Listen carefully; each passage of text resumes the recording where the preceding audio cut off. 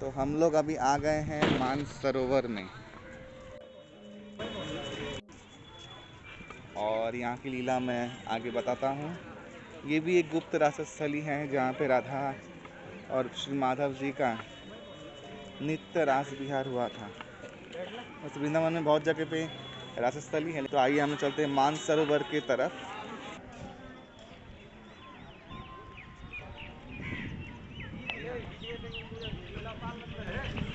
हरे कृष्णा। तो ये है मानसरोवर। ये मानसरोवर में बहुत सुंदर लीला है। एक बार भगवान माधव के वक्षस्थल पे एक स्त्री का छवि देखकर राधा रानी कुपित हो गई। वो छवि एक्चुअली लक्ष्मी देवी थी। राधा कृष्ण का नित्य लीला ऐसा ही होता है। कभी कभी कृष्ण राधा रानी के मान करवाने के लिए लीला करते हैं, तो लक्ष्मी देवी का छवि दिखाया। राधा रानी बहुत कुपित हो गई और मान किया। इस स्थान पे आके, गुप्त रासस्थली स्थान पे आके राधा रानी ने मान किया और अपने आंसू बरसाए, तो ये सरोवर बना। और सर्व तीर्थ यहाँ पे उपस्थित हुए और इन अश्रुओं को ग्रहण किया और अपना पावन जल भी इन तीर्थों ने दिया यहाँ पे। तो ये मान सरोवर, क्योंकि राधा रानी का मान हुआ था, उनके अश्रु से सरोवर बना, तो नाम पड़ा मान सरोवर। और भगवान माधव जी ने यहाँ पे विग्रह है, आप दर्शन करेंगे अभी। माधव जी ने इस मान भंग करने के लिए, जब राधा रानी मूर्छित हो गई बहुत मान करके, तब उनका चरण ठाकुर जी ने अपने माथे में लगाया। और देही पद पल्लव मुदारम, जो जयरे में लिखा है, वो घटनास्थली यहीं पे है, साक्षात हुआ था यहाँ पे। और ये मानसरोवर में सारे तीर्थ, राधा रानी बोलती हैं कोई भी मानस, कोई भी मनुष्य यहाँ पे आके स्नान करता है तो उसका मन साफ होता है, निर्मल होता है। इसलिए इसका नाम हुआ मानसरोवर या मानस सरोवर। ये अभिन्न मानस सरोवर है जो कैलाश के पास है। और राधा रानी की विशेष कृपा, यहाँ पे सब लोग इसको राधा रानी मंदिर कहते हैं और इस कुंड को राधा रानी कुंड कहते हैं। मानसरोवर भी नहीं कहते, क्योंकि साक्षात राधा रानी की प्रतिमूर्ति है। और माधव जी बोलते हैं, श्री ठाकुर जी बोलते हैं कि ये राधा समान उनको प्रिय है। तो इस कुंड में जो स्नान करता है, उसका आचमन भी लेता है, वो राधा कृष्ण के हृदय में स्थान पाता है। यही इसका महिमा है। हरे कृष्णा।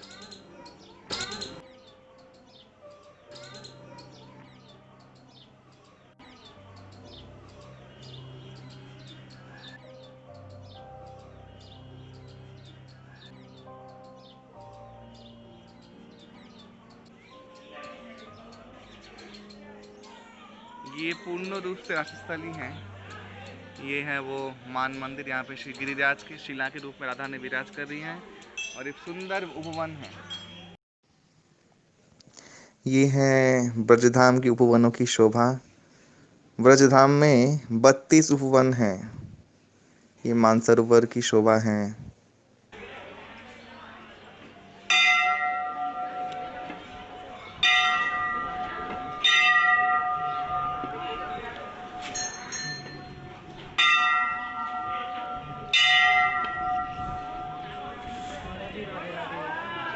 राधे राधे। राधे राधे।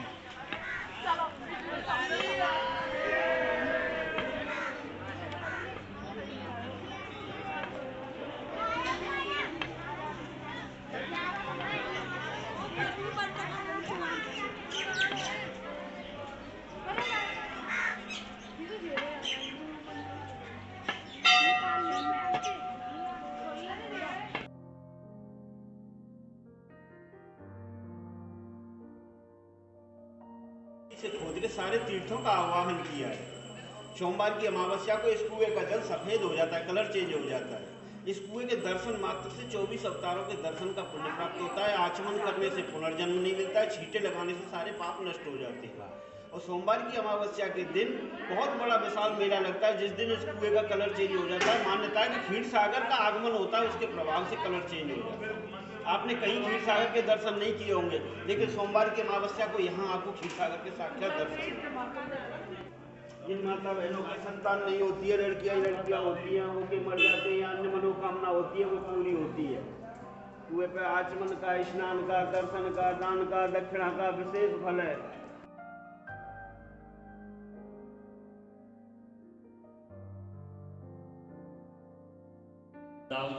पिलम्बा से उसका बच गया, जो कंस कर देता था पिलम्बा से उसका बच गया दाऊदी में। उधर बाजू में रेवती है, इधर राधा और कृष्ण है। वो रेवती है राधा हाँ, कृष्ण। राधा और कृष्ण है। और पीछे भांडी बट है, जहाँ राधा कृष्ण की शादी हुई है, ब्रह्मा जी ने कराई है, वो स्थल है। उस पेड़ में मंडप बना हुआ है, जैसा शादी मंडप बनाते हैं हम 4 खंड गाड़ी, तो मंडप भी बना हुआ है।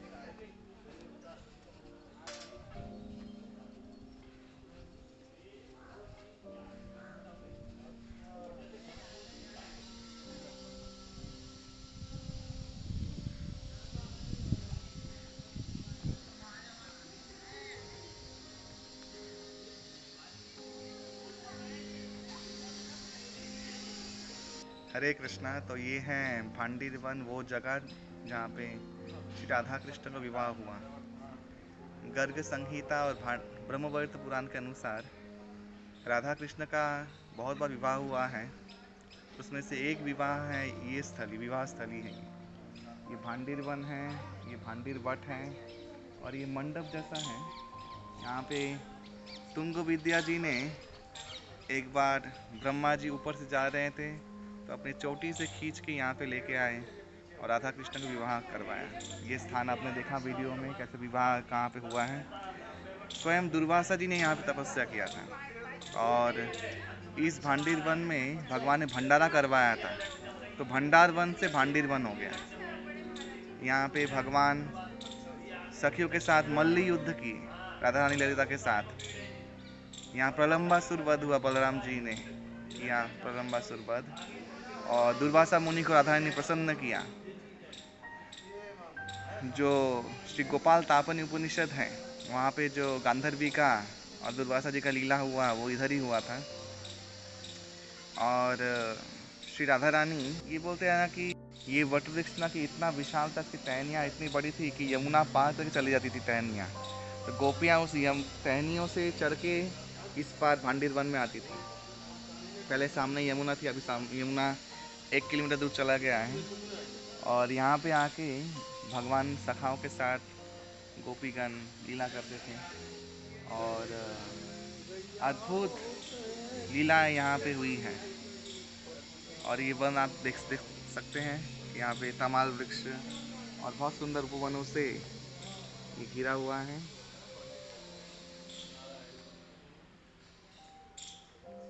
हरे कृष्णा। आज चलते हैं जहाँ पे विवाह मंडप स्थल है, जहाँ विवाह करने के बाद राधा कृष्ण का सिंदूर दान हुआ था।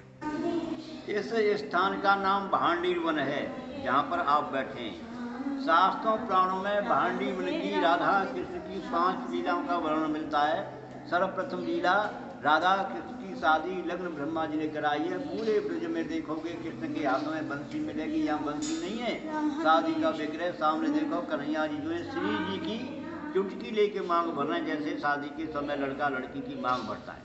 जिस समय शादी हुई है, ब्रह्मा जी पंडित बने हैं और नारद जी ने राधा रानी को कन्यादान दिया है। सामने दूसरी कथा, चौक में कुआं बैल कूप है। इस कूप को कृष्ण भगवान ने बंसी से खोद कर प्रकट किया है। कंस का चचेरा भाई था बच्चा सोलाचल, जो बछड़े का रूप धारण करके यहाँ कृष्ण के गाय बछड़ों में मिल गया था। कृष्ण भगवान ने उसका वध किया है। तो कृष्ण भगवान को जो गौ हत्या का दोष लगा है, तो कृष्ण भगवान ने सारे तीर्थों का आह्वान किया है। ये यमुना नदी किनारा है। कृष्ण भगवान ने बंसी मारी है, कुआं प्रकट हो जाता है, कृष्ण भगवान उसमें विराजमान हो जाते हैं। सारे तीर्थ अपना रूप धारण करके सुंदर कलशों में जल लाकर कृष्ण को स्नान कराते हैं, तब उनका पाप दूर होता है। इसके बाद में कृष्ण भगवान ब्रजवासी गोपी ग्वाल सखाओं को भंडारा देते हैं। भंडारे से भांडीर वन हो जाता है। इस समय तुम देखोगे कूप का जल कालेपन पर है, लेकिन सोमवार की अमावस पड़ती है, जिसको सोमवती अमावस्या कहते हैं। सोमवार को प्रातः 4 बजे से सायं 6 बजे तक ऑटोमेटिक जमीन से दूध की धार निकलती है और इस कूप का जल ऐसे हो जाता है जैसे दूध का रंग। तीसरी लीला, सामने देखो दाऊ जी ने प्रलंबासुर नाम का राक्षस था, उसका वध किया है। चौथी लीला इस साइड में देखो, यहाँ घनघोर मुंजट वन था, मूंज का जंगल था। मूंज एक घास होती है। कृष्णवान गाय बछड़ों को जो मूंज वन में चरा रहे हैं तो राक्षसों ने आग लगा दी है, गाय जल रहे हैं, बछड़े जल रहे हैं। तो कृष्णवान ने अपने मुख से अग्निपान आपको पिया है, जिसको दावा अग्निपान लीला कहते हैं, अग्नि का पान किया है। 5वीं कथा इस साइड में देखो, दुर्वासा ऋषि का विग्रह विराजमान है। दुर्वासा ऋषि यहाँ तपस्या किया करते थे, तो कृष्ण की सखियाँ मथुरा से दुर्वासा ऋषि को भोजन कराने आ रही हैं। जब मथुरा से आ रही है तो कृष्ण भगवान से पूछती हैं, भैया मार्ग में यमुना मैया पड़ेगी, हम कैसे पार होंगे? तो कृष्ण ने बोला यमुना मैया से कह देना, अगर कृष्ण अखंड बाल ब्रह्मचारी होंगे तो यमुना मैया तुम हमको रास्ता दें। यमुना मैया ने रास्ता दिया और दुर्वासा ऋषि को भोजन कराने के बाद मथुरा जा रही हैं। तो दुर्वासा ऋषि ने बोला यमुना मैया से कह देना, अगर दुर्वासा ऋषि केवल दूब घास का ही आहार भोजन करते हैं तो यमुना मैया तू हमको रास्ता दे। यमुना मैया ने रास्ता दिया। ये 5 कथाएं, इन 5 कथाओं का संक्षिप्त विवरण गर्ग संहिता पुस्तक में जो गर्गाचार्य लिखी है, गर्गाचार्य वासुदेव जी के कुल पुरोहित थे। और इन सारी कथाओं को विस्तार से पढ़ना है तो 18 पुराणों में एक पुराण है ब्रह्म वैवर्त पुराण, गीता प्रेस गोरखपुर का, उसमें भाडी वन की सारी कथाओं का विस्तार से वर्णन है। ब्रह्म वैवर्त पुराण में सारी कथाओं का सारांश जो 5 चलाने का, उसे ध्यान से सुनो। एक झाड़ के नीचे राधा कृष्ण बैठे आप सब वार्ता कर रहे हैं। कृष्ण कहते राधे सुनो, ये भांडीर जो मेरा गुप्त निकुंज नित्य कीड़ा स्त्री वृंदावन है। जो भक्त यहाँ आकर कूप पर स्नान करके मेरा दर्शन करेगा तो मेरे लोक को प्राप्त होगा। जो भक्त कूप का चरणामृत लेकर मेरा दर्शन करेगा तो इंद्र लोक को प्राप्त होगा। जो भक्त यहाँ बैठकर केवल एक मिश्री के कण को प्रसाद के रूप में ग्रहण करेगा, जाने अनजाने सारे पापों से मुक्त हो जाएगा। इस बात को सुनकर राधा रानी घबराई, बोली प्रभु आपने इतनी बड़ी बात कह दी। हर व्यक्ति बुरा सा बुरा कर्म करके चलो भांडी कूप का स्नान करने और भांडी बिहारी के दर्शन करने, सारे पाप नष्ट हो जाएंगे।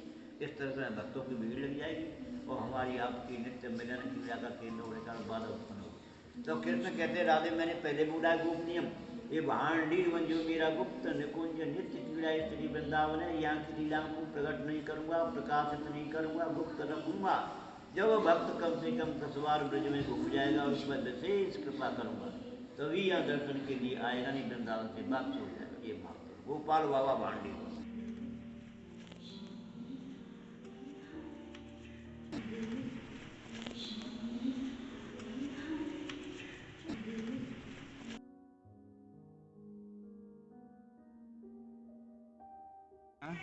तो ये है भांडीर वन का वंशी वट। यहाँ ये गुप्त रास स्थली है। यहाँ भगवान ने गोपियों के साथ रास किया था, इसलिए उनका नाम पड़ा गोपीनाथ। और यही है वो वंशी वट।